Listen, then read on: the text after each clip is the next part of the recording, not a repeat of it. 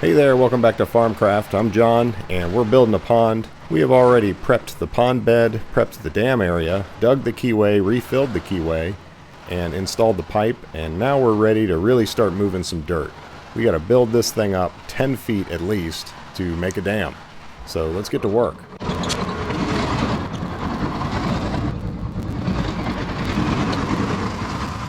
It is 12:45. And I'm going to see how much dirt I can move.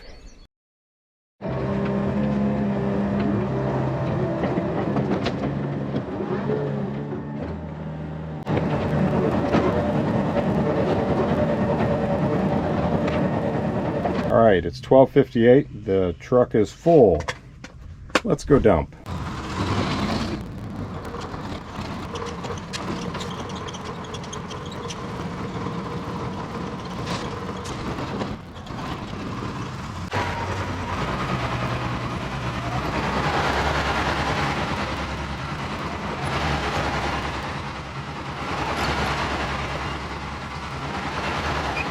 All right, it's been exactly 1 hour. There's the third truckload full, and I've already spread out the first two that I dumped. So I think I can do almost 3 truckloads an hour, including some spreading and stuff like that.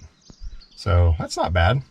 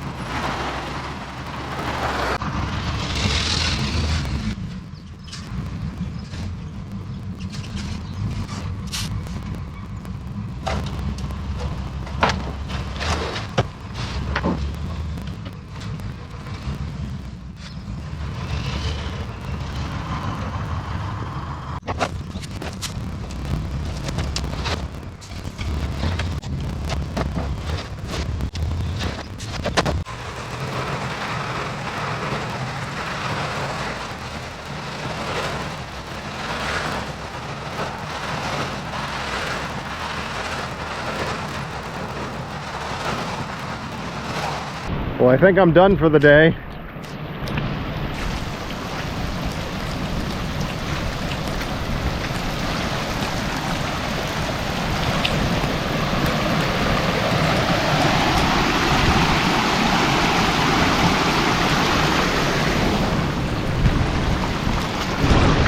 It just rained hard for about 20 minutes maybe. Quite a bit of water coming in. I'm not like that though.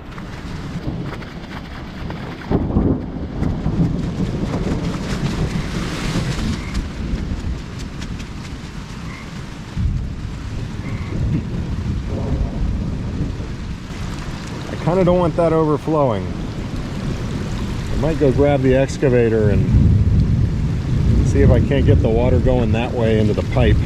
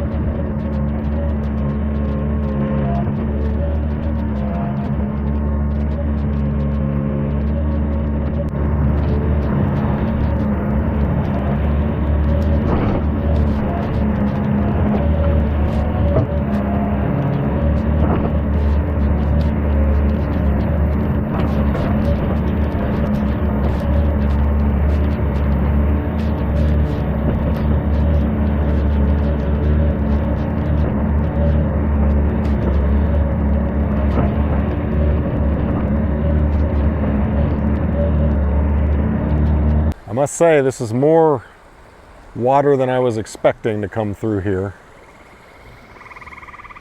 I mean, it rained pretty hard, but it didn't rain that long. I just didn't want it running off of the back of the dam because it would start eroding all that really quickly.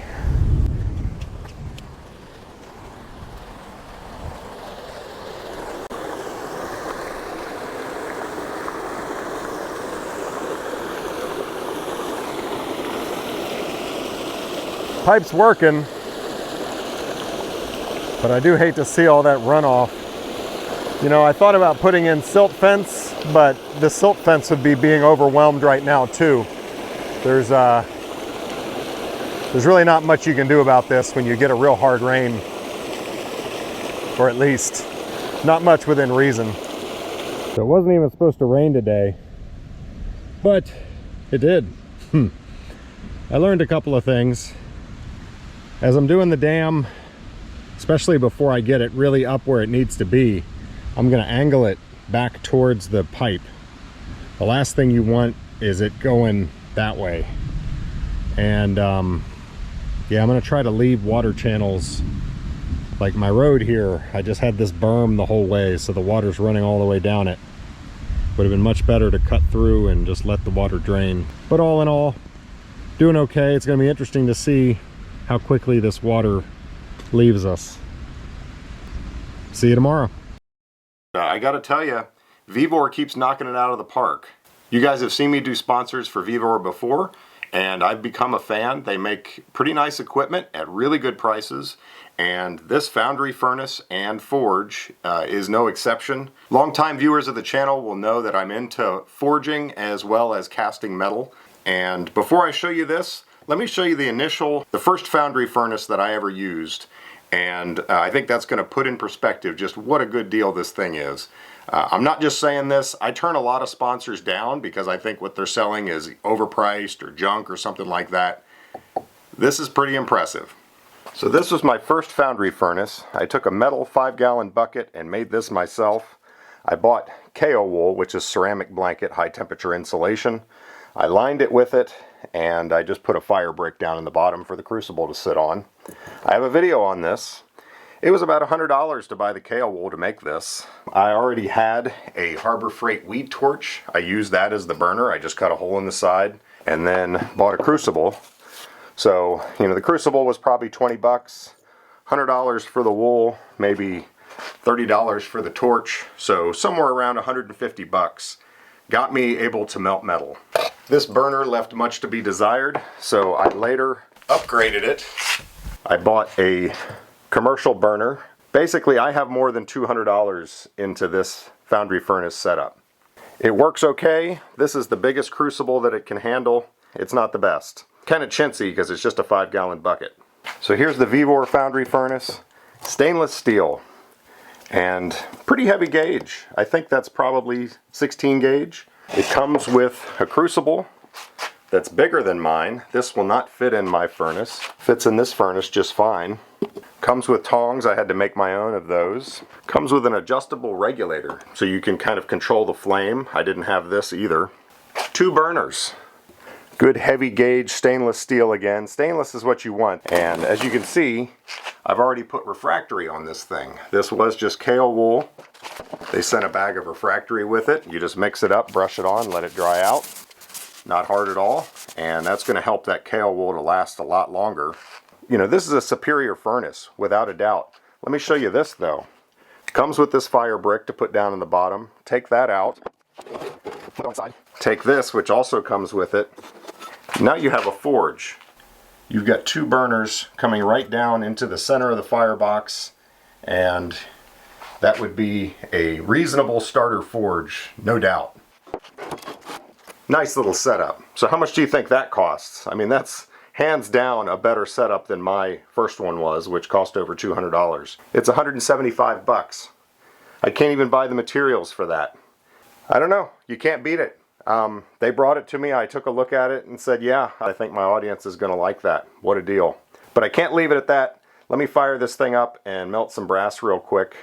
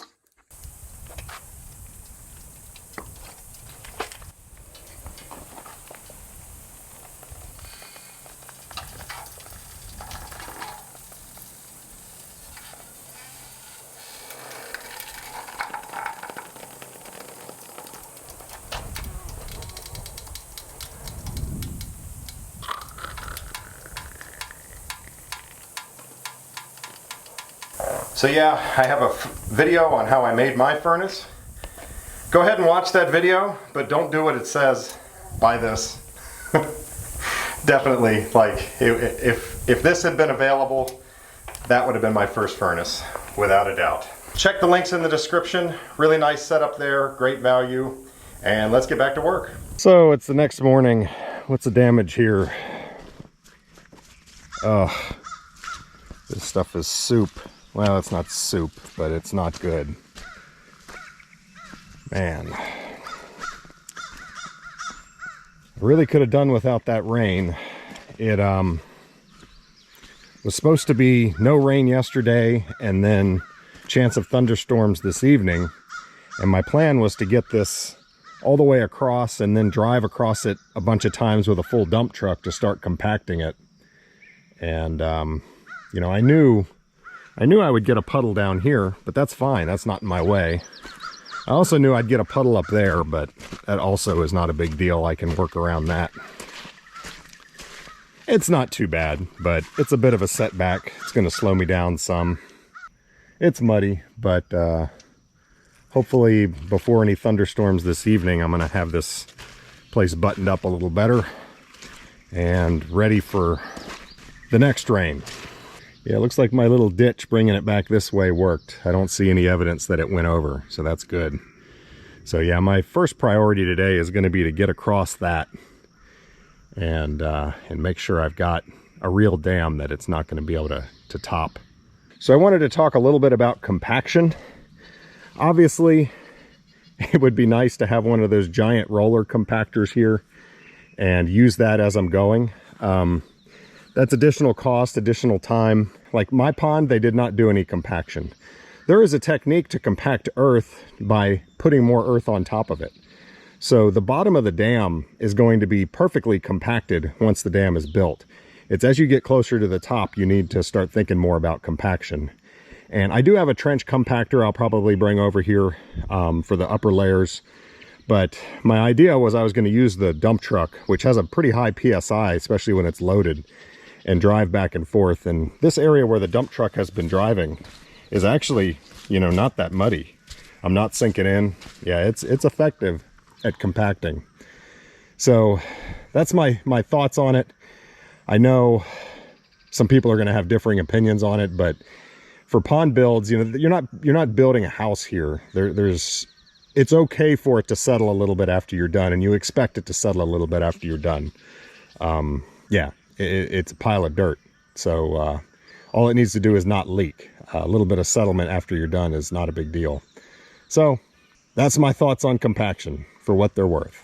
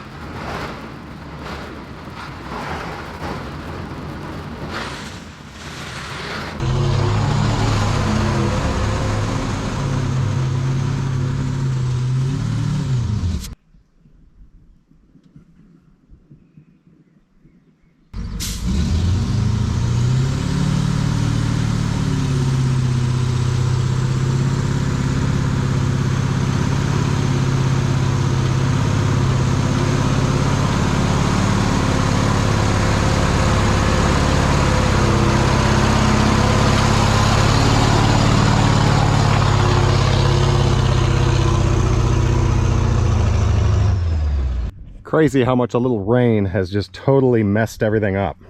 Yeah, I couldn't get any further than that. And if I backed down there, I was afraid I wouldn't be able to get out. I mean, with a helper, I could pull myself out with one of the pieces of equipment, but by myself, well,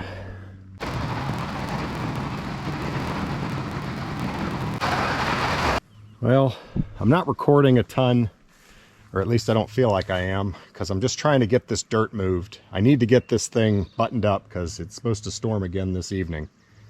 I want to get across there and get it flat and hopefully be able to drive the dump truck across it, but this dirt just won't dry out today. It sucks.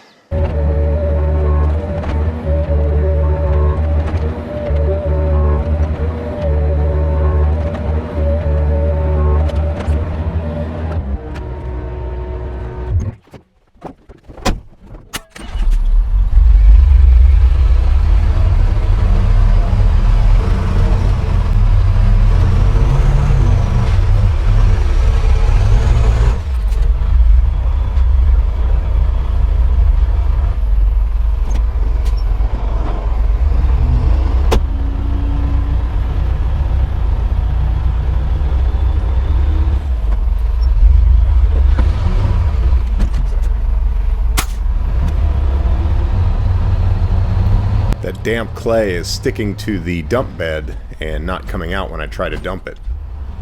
Good times.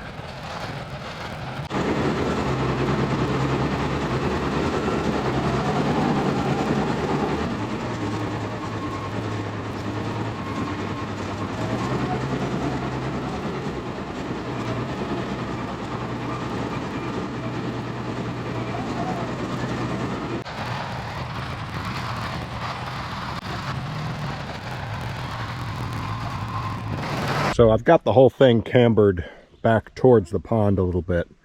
So if water does come down on this, it's going to run that way instead of running off. Obviously it'll erode either way, but I'd rather it erodes and leaves sediment in the pond rather than just dumping it in the woods. So I need another, probably couple of loads on the back side here to kind of fill that in so that I can come back later with the excavator and shape it like I did the lower part. And then I really need to start filling in the center. But the height's almost there where I want it. A little bit more in that low spot, but then I'll work on getting the whole dam all the way across to that height. Let me just point out that it looks like I'm making more progress on camera than I am. I've built this up about 4 feet here, but the base of the dam actually extends all the way to this point. It's going to come at a 3-to-1 slope up around this pipe and then to the final height, and be in this area when it's done, and then 3-to-1 back down to this side. So I haven't even really begun the majority of the dam. This whole base area here all needs to be filled in. So yeah, I've gotten across, and that helps give me some height and protect me from having rain being able to run over the back. But man, I'm barely even started. Remember how that clay was sticking to the dump truck? Well, it sticks to other things too. Good times.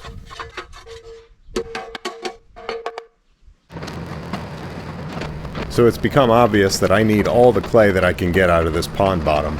And there's a lot of clay on the far side of the pond as we're looking at it right now that is not easy to access. Trying to come in through this area is too wet and muddy. There's no way the dump truck will do it.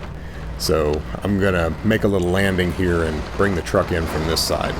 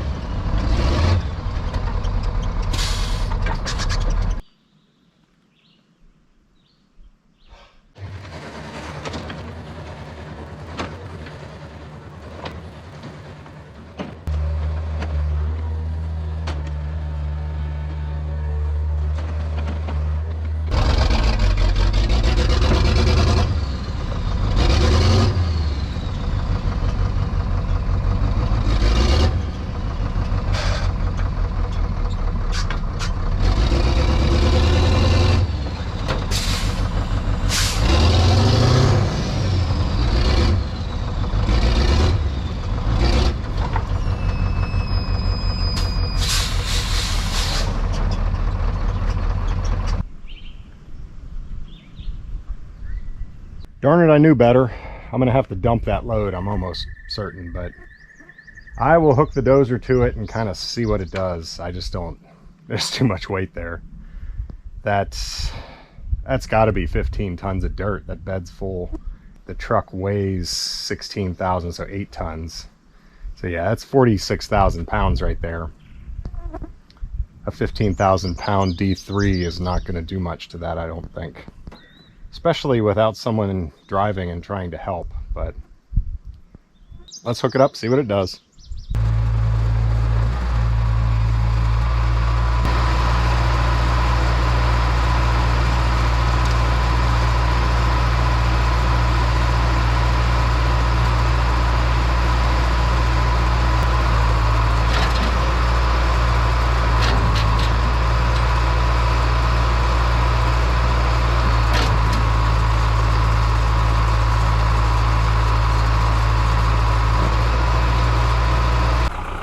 I'm surprised how much that pulled. Here's what I'm thinking.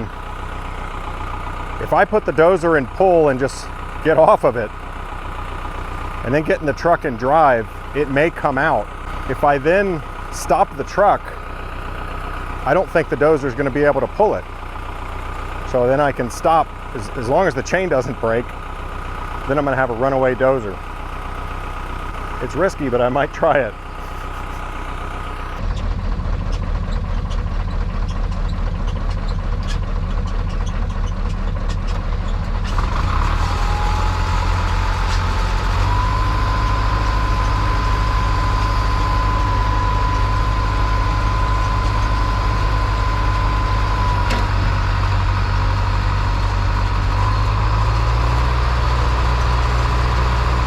So the dozer is trying to go in reverse, and I've throttled it up so that the tracks don't slip, but it's pulling quite hard. It's slipping at the torque converter. The only thing preventing that dozer from going backwards right now is the chain and being hooked to the dump truck. Hope that chain doesn't break.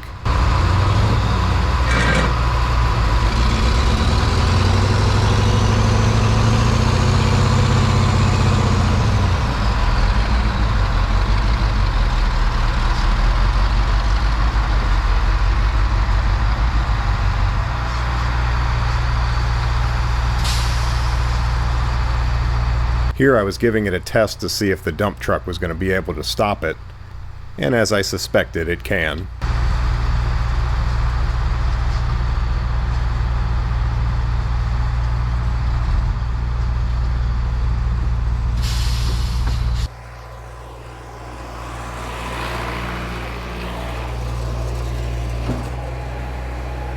Woo! That was intense. I got it.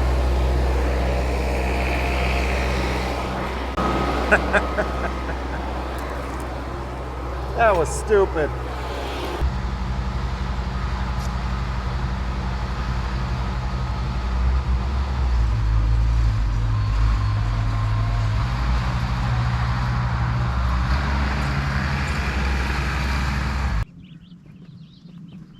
How's that for a trick? Good thing the dozer track's straight.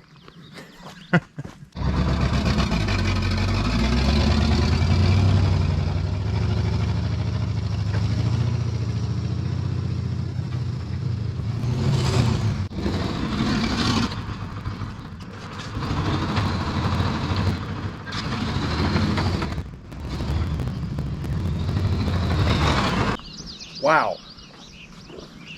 Don't underestimate the power of a dozer, man. I can't believe how hard that thing was able to pull, because those wheels were really buried. All right, back to work.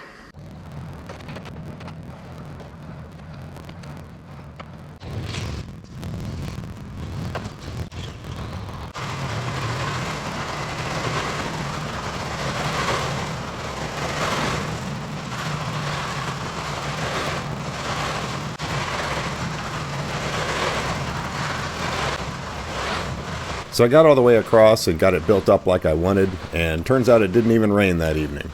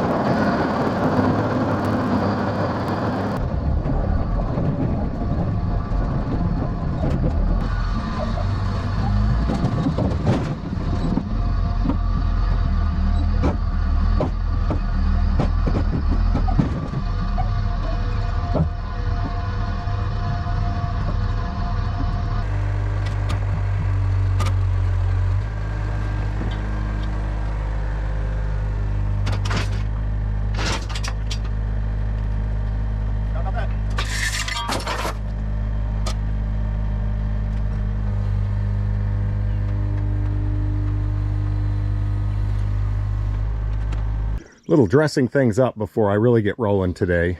I need to grease the excavator, but I'll save you that boredom. Track tension's holding fine, by the way.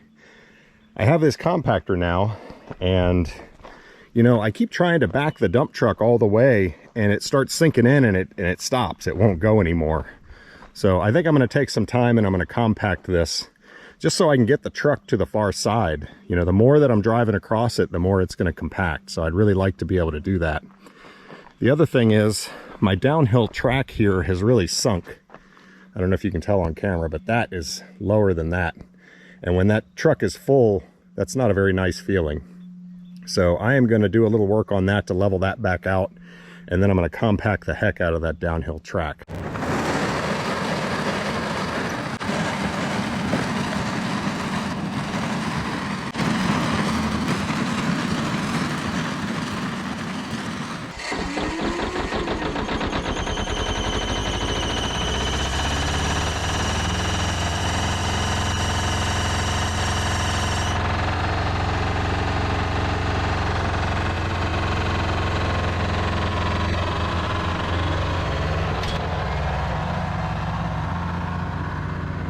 The camera doesn't do this thing justice. It vibrates so hard you feel the whole ground shaking if you're within like 10 feet of it. It's pretty impressive. And it definitely made driving on this much easier for the truck. And now for the dam. I know you want to see this at actual speed. Okay, maybe not.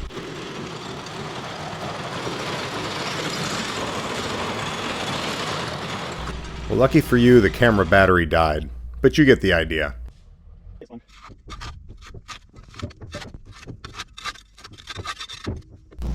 Then I got out my other compactor and put it to work.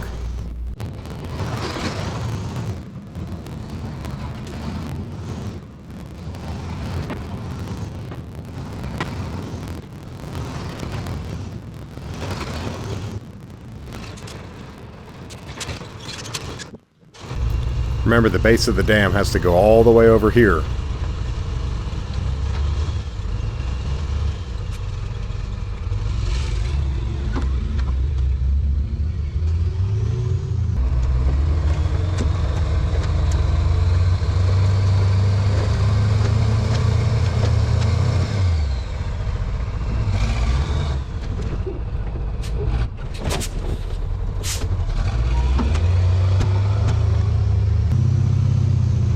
In some areas, the clay just has too much moisture in it, and the dump truck still sinks in even when it's compacted.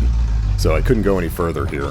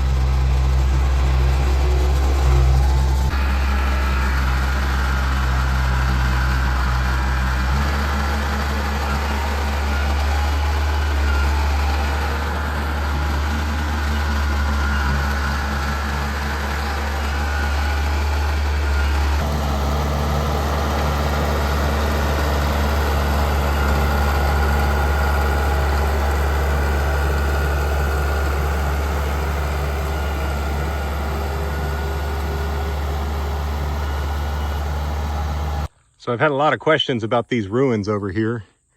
And yeah, I like history too. And there is a bit of a history that I was able to figure out about these. So farmers in the 1800s built these structures, and there was two of them. I'm not sure which one went up first. You can see this one, pretty much the chimney and a little bit of the roof is all that's left. And that chimney seems to be made out of a shale type stone, very much like I'm finding. There's some more solid stones up there, but most of it looks like shale. And that would be lime mortar that was made with. So these were definitely pre-1850, but I'm not able to determine exactly when. This was a functioning home right at the end of the Civil War, and we're not that far from Appomattox. It's a ways, but I guess close enough. And the story is that right after the war ended, the treaty was signed. Many of the soldiers who were walking home came right by here and stopped here and had dinner. Their first dinner in not wartime for several years, right in this structure right here. Kind of cool. Now people always ask, I'm in Virginia, so during the war this was part of the Confederacy. And you can see that there's not much left of this building. I bet you this lumber looks very much like my house. It's probably all heart pine, but it also is all bug infested and rotting directly into the ground. I mean, the thing's just sitting on the dirt. Over there is the remnants of another chimney. I'm not quite sure how that tied in with this building. I don't see any remnants of like foundation or wood or anything over here. You know, the structure is a good 20 feet away, and there's siding on this side, so I guess it's possible maybe one story went over there and that was a second story. I don't know. Chimney's right there, building's right there, pond is down there. If I turn around, this little fenced area here that's all overgrown is an old cemetery.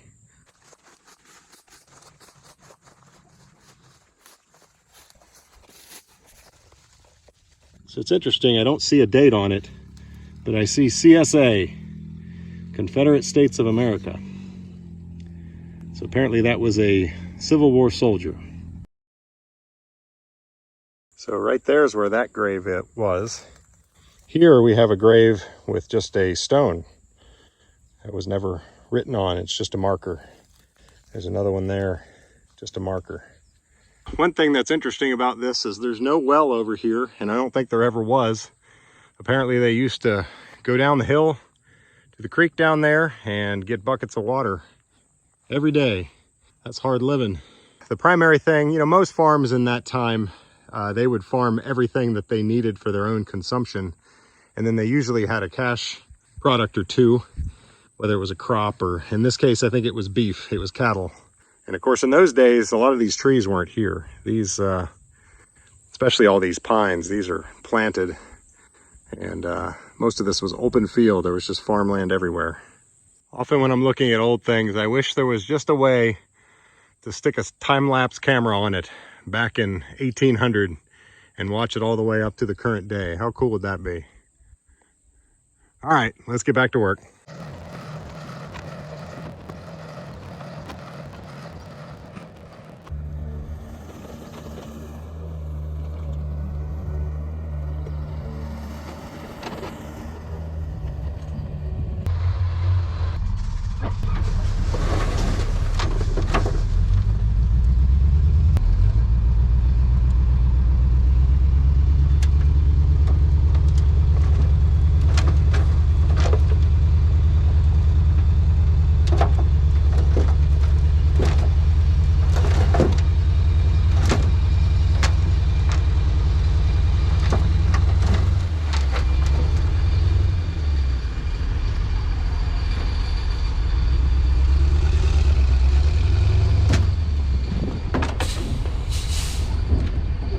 Typically I get around 10 yards a load, but so much is sticking to the bed of the truck, I'm probably getting about 9.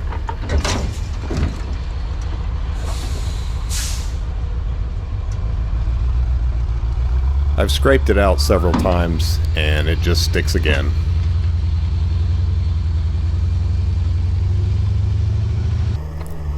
I found a nice patch of red clay over here.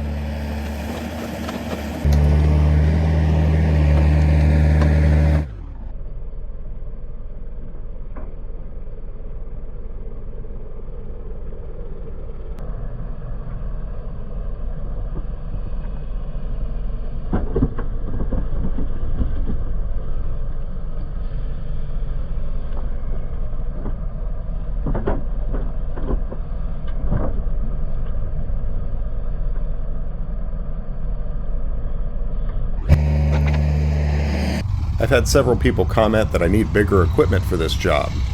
I mean, bigger equipment would certainly help, but isn't that almost always the case?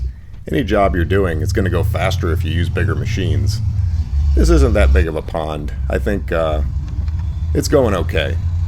If I was going into the pond building business, certainly I would be looking at getting some different equipment.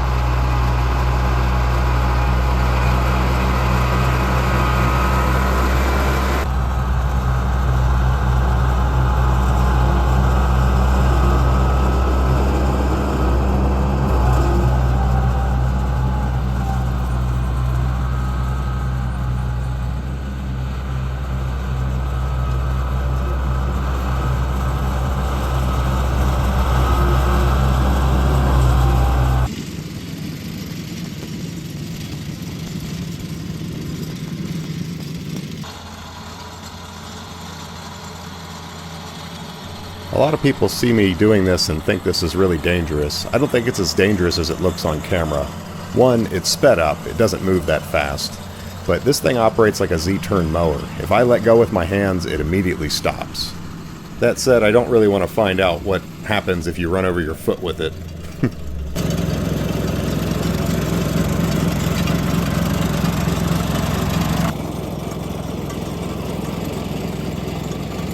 This isn't a camera shutter effect, this is how it looks in real life, and it makes the clay look like it's really spongy and soft, but it's not. It's only under the vibration and weight of the compactor that it looks like that.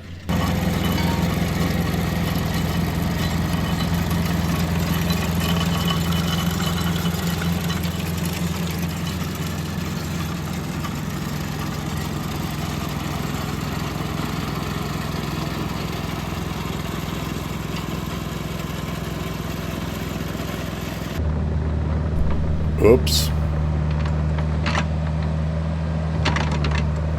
Once you get it pitching over the side like that, there's no coming back. You'd think you'd be able to drive out of it, but the more you do, the more it slides down the hill.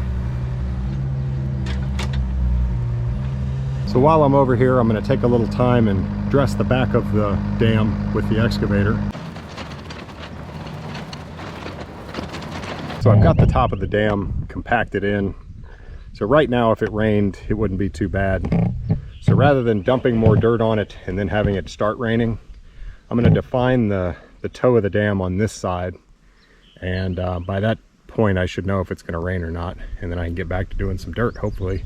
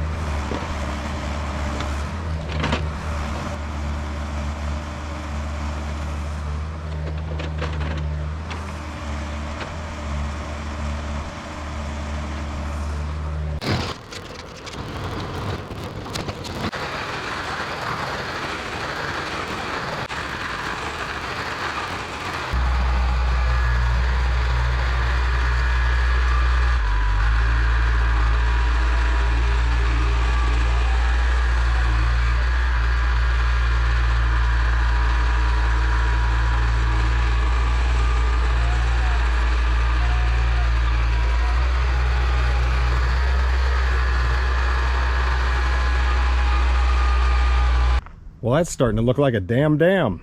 But I just finished loading the truck and I got out and saw this. That's hydraulic oil. I've checked the boom. It's not coming from the boom. The only thing I see is coming off of this bolt right there. It's not leaking very fast, but you know, this excavator's been running hot. It's crazy hot out here, and I looked and the hydraulic oil thing is all the way up because the oil's gotten hot too. The radiator probably needs the coolant changed and a good cleaning and flushing, which I will do. But is there some kind of relief in it that if it gets overfilled, it will drain? I don't know. Probably ought to take that panel off and just take a look, get an idea where it's coming from. Always something.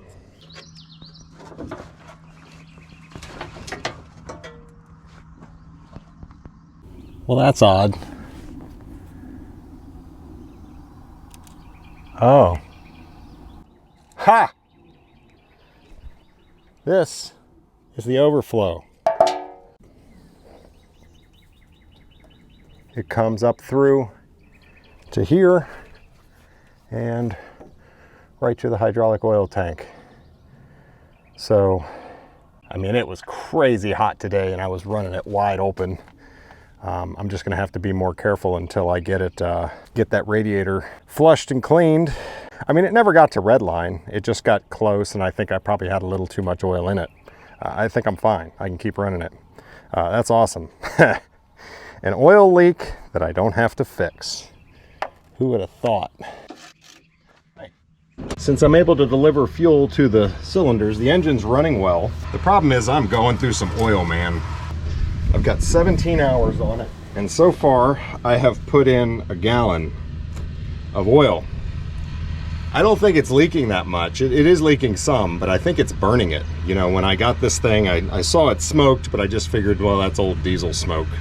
You know, old diesels smoke a lot, but I think a lot of that is my oil getting burnt. So, you know, what do I want to do about that? I'm actually not sure yet. This engine, it's a Cat 3204. This is a 1975. I need to get the serial number off the engine and verify. Right around 75, they changed from a pre-combustion injection to a direct injection. In other words, the injectors, rather than injecting directly into the cylinder, they would inject into a pre-combustion chamber that would then go into the cylinder. I've never seen anything like that before. I don't know if this is a sleeved engine. In other words, it might make sense to get a different Cat 3204 engine with the direct injection if this is pre, and just go that route. Don't know. I'm gonna have to look into that. It's kind of a shame because it's running and it's doing its job. I mean, maybe you put thicker oil in to kind of reduce the blow-by, and it does have a fair amount of blow-by. That's why I think it's being burnt. Anyway, let's fill this thing up with some oil and let's keep working on this job. Well, it did rain last night. It didn't rain a huge quantity, but man, enough to make everything a sticky mess. I'm going to take a little time and try to get the bigger puddles to drain and get things to dry out. So I'd rather not be trying to truck things right now because the dump truck is not going to like this at all. Yeah, it didn't rain enough to get the water up to the pipe even. Did it even fill this catch basin enough for it to drain out? Doesn't really look like it. It's amazing that it made it this mucky with that little bit of water. Guess it doesn't take much. So yesterday evening I took all the dirt that was here and I put it here because I'll be able to truck that out. There's just no easy way for me to get the dirt on that side. That hillside's pretty steep and this track here is pretty low. I'm not going to be able to pull the dump truck up onto the dam. So my plan from here is to get the excavator in and kind of do the same thing. Get everything I can reach and pull it that way. I'm going to have to do two steps. Make one pile and then move the excavator again and then pull it up onto the dam. So while it's mucky, you know, the excavator won't have a problem with that. So that's what I'm going to work on.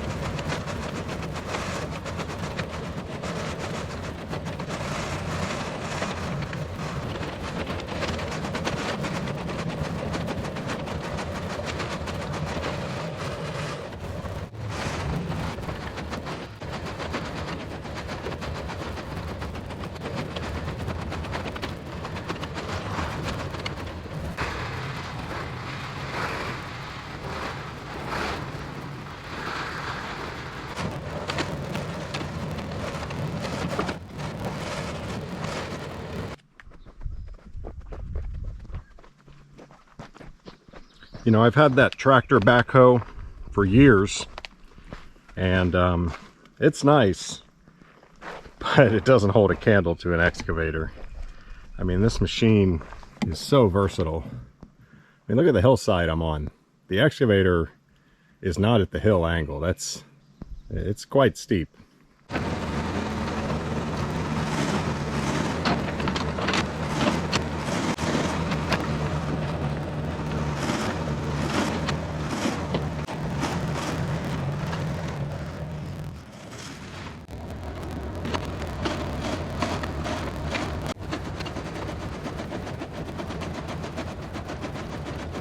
You know why they call it a dam? That's a lot of damn dirt.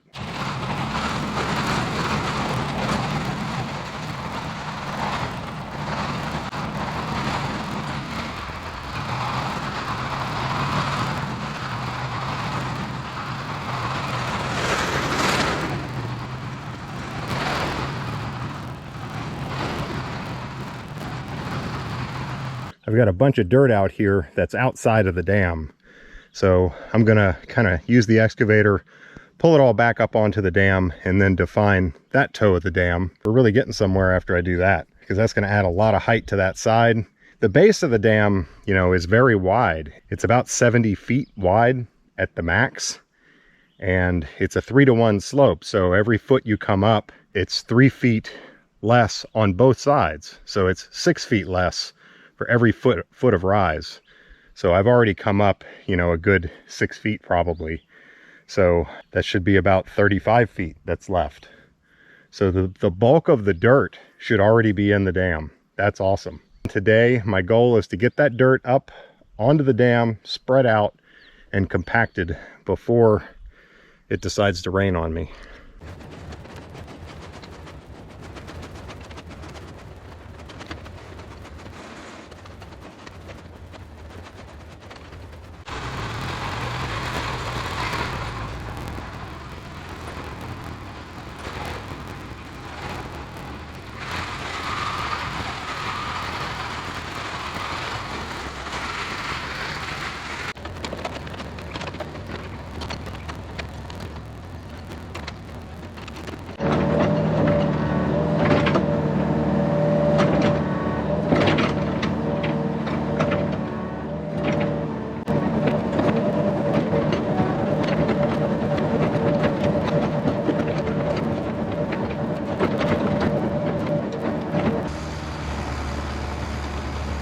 At the beginning of the day, we looked like this. All this dirt was still here, and there was no real shape to this side of the dam.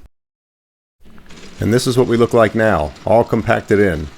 Pretty good day. I'm going to use this laser level to kind of see where I am. I know I'm 70 feet right at the pipe, so I need to see how far up I've come, and then measure how far in I've come, and that'll let me know how close I am to my 3-to-1 slope. And I was hoping to do all of the dam build in one video, but this video has gotten too long as it is, and we're gonna have to wait until next week for that. So thanks for watching, guys. We'll see you on the next one. We're really getting somewhere with this project. I'm having fun with it, but I must confess I'm ready to get on to other things, get back to repairing some equipment. See you next week.